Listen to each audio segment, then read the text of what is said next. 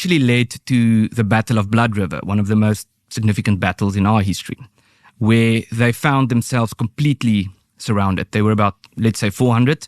Before the Boers? Yes, surrounded by 12,000 Zulus. And so they had this wagon, and my great-great-great-great-grandfather was in that lager, and he was the religious leader. His name is Sarel Salia. So Sarel Salia... And what was their religion? Christian. Dutch Reformed? Dutch Reformed, yes. Yep. So he said to them, listen, we need to make a vow to God. And so he wrote a vow, which they all made. And the vow said that we're standing here in front of the God in heaven and earth to make a vow to him that if he protects us in the battle that lies ahead, we will commemorate this day in the years to come as a day of thanksgiving and a Sabbath.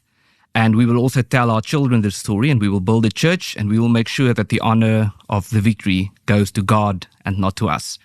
So they made this vow, and the battle took place. And the result was that not one of the Afrikaners were killed.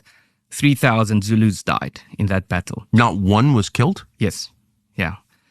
And so the reason why I'm telling this story is not to point to the Zulu people. We have good relations with the Zulu, and we've worked with them. This was, of course, the one major battle, but we've had good relations with them over the years.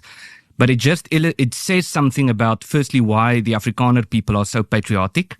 It says something about why we are so attached to African soil, and why we are still religious. We're a very religious community. We have some problems in terms of belief and so forth. But broadly speaking, the Afrikaners are, compared to Europe and compared to some parts of America, still a very religious people.